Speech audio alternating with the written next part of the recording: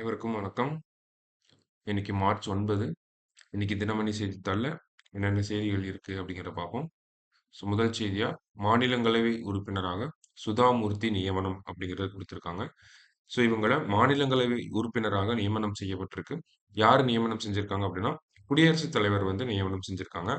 நமக்கு அரசியலமைப்பு படி 233 பேர் வந்து மாநிலங்களவை உறுப்பினர்களாக இருக்காங்க. அவங்க வந்து எம்.எல்.ஏக்களாக தேர்ந்தெடுக்கப்படுறாங்க. இன்னும் ஒரு 12 பேர வந்து குடியரசுத் தலைவர் வந்து தேர்ந்தெடுப்பார். சரிங்களா? அவங்கள வந்து நியமனம் பண்ணுவாங்க குடியரசுத் தலைவர். இந்த 12 பேர் வந்து பல்வேறு துறைகள்ல சிறப்பு பெற்ற நபர்களா இருப்பாங்க. உதாரணத்துக்கு கலை, அறிவியல், விளையாட்டுத்துறை இந்த மாரியான துறைகள்ல சிறப்பு பெற்று இருக்கக்கூடிய நபர்கள வந்து ஒரு 12 பேர வந்து அப்பப்போ வந்து நியமனம் பண்ணிட்டே இருப்பாங்க. அந்த வகையில சுதாமூர்த்தி அவங்கள வந்து குடியரசுத் தலைவர் நியமன உறுப்பினரா வந்து நியமனம் செஞ்சிருக்காங்க. சரிங்களா? ராஜ்யசபா அப்படி பார்க்குறப்ப, தற்போதைய அந்த எம்பிக்களின் எண்ணிக்கை அப்படிங்கிறது 245 இருக்கு. 233 பேரு மாநிலங்களவை எம்பிக்களா, எம்.எல்.ஏக்களால் தேர்ந்தெடுக்கப்படுறாங்க. மீதமுள்ள 12 பேர வந்து குடியரசுத் தலைவர் நியமனம் செய்றாங்க. அதுல ஒரு நியமனம் தான் சுதாமூர்த்தி அவர்கள நேத்து நியமனம் செஞ்சிருக்காங்க. சரிங்களா? ஸோ உதாரணத்துக்கு நம்ம சச்சின் டெண்டுல்கர் அவர்கள சொல்லலாம். அவங்கலாம் நமக்கு வந்து நியமன உறுப்பினரா இருந்தாங்க. மாநிலங்களவையில இருந்திருப்பாங்க. சரிங்களா? இந்த சுதாமூர்த்தி அவங்கள வந்து நியமனம் பண்ணியிருக்காங்க. அவங்களுடைய சிறப்புகள் அப்படின்னு பார்க்குறப்ப, சமூக சேவை மற்றும் கல்வித் துறைகளில் இவருடைய சிறந்த பங்களிப்பை பாராட்டி, கடந்த 2006இல் உயரிய பத்மஸ்ரீ விருதும், 2023ஆம் ஆண்டு பத்ம பூஷன் விருதும் வழங்கப்பட்டுள்ளது அப்படிங்கிறத சொல்லியிருக்காங்க. ஓகேங்களா? 2006ல சுதாமூர்த்தி அவர்களுக்கு பத்மஸ்ரீ விருதும், 2023ல பத்ம பூஷன் விருதும் வழங்கப்பட்டிருக்கு. இதெல்லாம் நம்ம தேர்வு அடிப்படையில தெரிஞ்சு வச்சுக்கணும். சரிங்களா? அடுத்த கட்டமான செய்திகளுக்குள்ள போவோம். செய்திகள் இன்னைக்கு கொஞ்சம் குறைவாக தான் இருந்துச்சு. சரிங்களா? மூத்த பத்திரிகையாளர்களுக்கு விருதுகள் அப்படிங்கிறது குடுத்துருக்காங்க. தொடர்ச்சியா நம்ம இந்த பத்திரிகையாளர்கள், எழுத்தாளர்கள், தமிழறிஞர்கள், கவிஞர்கள் இவங்களுக்கான விருதுகள நம்ம தொடர்ச்சியா பார்த்துட்டே வரோம். அந்த அடிப்படையில தமிழ்நாட்டைச் சேர்ந்த எழுத்தாளர்களில் ஞானபீடம், சாகித்ய அகாதமி, முத்தமிழறிஞர் கலைஞர் செம்மொழித் தமிழ் விருது போன்ற விருதுகளைப் பெற்றவர்களை ஊக்குவிக்கும் பொருட்டு கனவு இல்லம் திட்டம் அறிவிக்கப்பட்டது. 2 வருஷத்துக்கு முன்னாடி அறிவிச்சிருப்பாங்க. கலைஞரின் கனவு இல்லம் திட்டம் அப்படின்னு சொல்லிட்டு. அதுல தமிழ்ல இருக்கக்கூடிய தமிழ் எழுத்தாளர்கள், சிறப்புமிக்க எழுத்தாளர்கள், சாகித்ய அகாடமி விருதுகள், ஞானபீட விருதுகள் போன்ற உயரிய அந்த இலக்கியத்துக்கான விருதுகள வாங்குன நபர்களுக்கு வீடு குடுக்கும் திட்டம் தான் இந்த கலைஞரின் கனவு இல்லம் திட்டம் அப்படிங்கிறது. அதன் அடிப்படையில 2021, 22ஆம் ஆண்டுக்கும், 22, 23ஆம் ஆண்டுக்கும் கடந்த 2 வருஷங்கள்ல யாரெல்லாம் விருது வாங்கியிருக்காங்களோ, அவங்களுக்கான அந்த வீடு குடுக்கும் நிகழ்வு அப்படிங்கிறது நடந்திருக்கும். அதன் அதுக்கு அடுத்தது பார்த்தோம்னா, கலைஞர் எழுதுகோள் விருது அப்படிங்கிறத குடுத்திருக்காங்க. சமூக மேம்பாடு, விளிம்பு நிலை மக்களின் மேம்பாட்டுக்காக பங்காற்றி வரும் சிறந்த இதழியலாளருக்கு கலைஞர் எழுதுகோள் விருது வழங்கப்பட்டு வருகிறது. ஓகேங்களா? சமூக மேம்பாடு, விளிம்பு நிலை மக்களோட உயர்வுக்கு பாடுபடுறது, இந்த மாரியான எழுத்தாளர்களுக்கு, இதழியலாளர்களுக்கு கலைஞர் எழுதுகோள் விருது அப்படிங்கிறது வழங்கப்பட்டு வருது.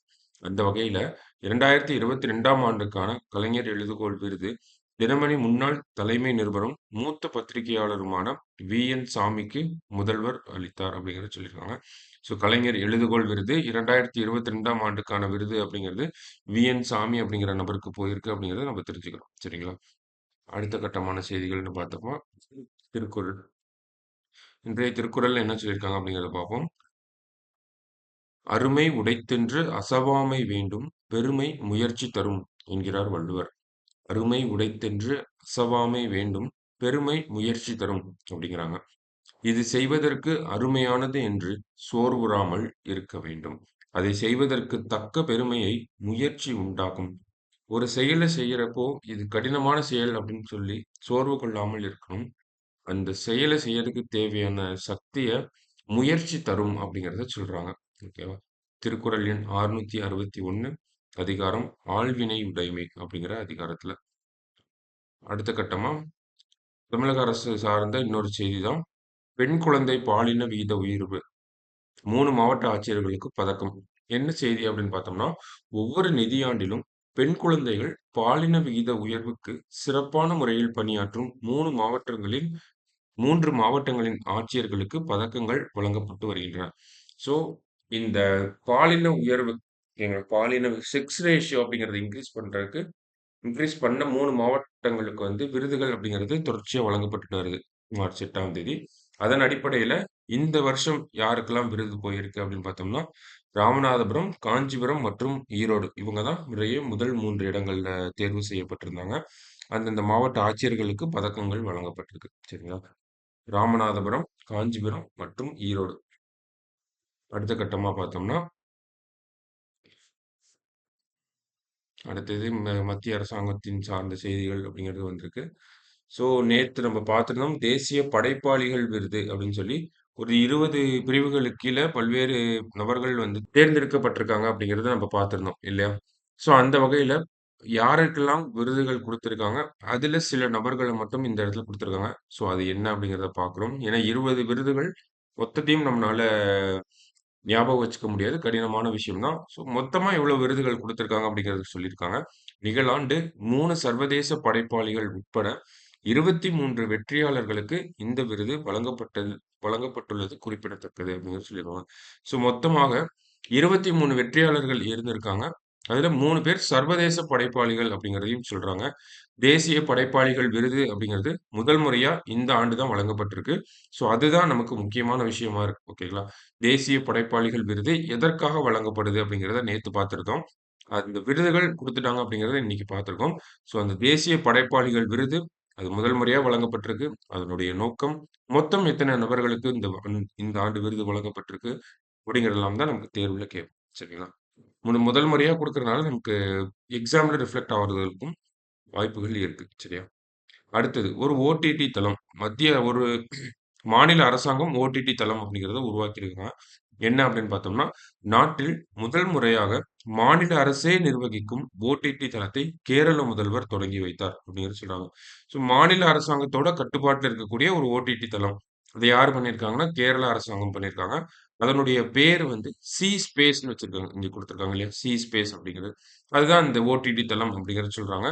ஸோ இதனுடைய நோக்கம் அப்படிங்கிறது என்னன்னா, கலை மற்றும் கலாச்சாரம் சார்ந்த திரைப்படங்களுக்கு முக்கியத்துவம் அளிப்பதே சி ஸ்பேஸ் ஓடிடி தளத்தின் முக்கிய நோக்கமாகும். ஸோ கலை மற்றும் கலாச்சாரம் அந்த ஒரு விஷயம் சார்ந்த படங்களுக்கு, படைப்புகளுக்கு முக்கியத்துவம் தர்றது தான் இந்த ஒரு ஓடிடி தளத்தோட சிறப்பம்சம் அப்படிங்கிறது சொல்றாங்க. ஸோ இந்த ஓடிடி தளங்கள்ல ஒளிபரப்பக்கூடிய படங்கள தேர்வு செய்யறதுக்காக ஒரு 60 பேர் கொண்ட ஒரு நபர், ஒரு வல்லுநர் குழு அப்படிங்கிறத அ வச்சிருக்காங்க. சரிங்களா? அதன் அடிப்படையில தான் இந்த திரைப்படங்களோ, இல்ல குறும்படங்களோ தேர்வு செய்யப்படும் அப்படிங்கிறத சொல்றாங்க. இத வந்து ஒரு பேப்பர் வியூ கான்செப்ட் அப்படிங்கிறது சொல்லுவாங்க. ஓகேங்களா? ஒரு படம் பார்க்கணும் என்றால், அதற்கான தொகையை வந்து நம்ம செலுத்திட்டு தான் பார்க்குற மாரி இருக்கும். ஒரு படம் பார்க்கறதுக்கு ரூ. 75 அப்படிங்கிறது சொல்றாங்க இந்த ஓடிடி தளத்துல. குறும்படங்கள் அப்படின்னா, அதுக்கு ஏத்த மாரியான விலைகள்ல மாற்றங்கள் இருக்கும் அப்படிங்கிறதையும் சொல்லியிருக்காங்க. சரிங்களா? ஸோ சி ஸ்பேஸ் ஓடிடி தளம் எந்த மாநில அரசாங்கம் அப்படின்னு பார்த்தோம்னா, கேரளா. இது ஒரு முக்கியமான செய்தியா இருக்கு. அடுத்த கட்டமா பார்க்குறப்ப நமக்கு அவ்வளோதான்னு நெனைக்கிறேன். சரிங்களா? ஸோ அவ்வளோதான். இதோட நமக்கு இந்த செய்திகள் அப்படிங்கிறது முடிஞ்சது. ரொம்ப குறைவான செய்திகள் தான் இருந்துச்சு. சரிங்களா? சி ஸ்பேஸ் அப்படிங்கிறது தான் முக்கியமா இருந்துச்சு. அடுத்து இந்த தேசிய படைப்பாளிகள் விருது வழங்கப்பட்டிருக்கு. அதனுடைய நோக்கம் நேத்து பார்த்தோம். அதையும் ஒரு தடவ பார்த்து வச்சுக்கோங்க. எதுக்காக தேசிய படைப்பாளிகள் விருது அப்படிங்கிற அந்த கேள்வி, அந்த கேள்விக்கான பதில தேடி வச்சுக்கோங்க. சரிங்களா? ஸோ இதெல்லாம் தான் நமக்கு இன்னைக்கு செய்தித்தாள பொறுத்தவரைக்கும் முக்கியமான செய்திகளா இருந்துச்சு. ஸோ நாளைக்கு செய்தித்தாள் வாசிப்பில் சந்திக்கலாம். நன்றி.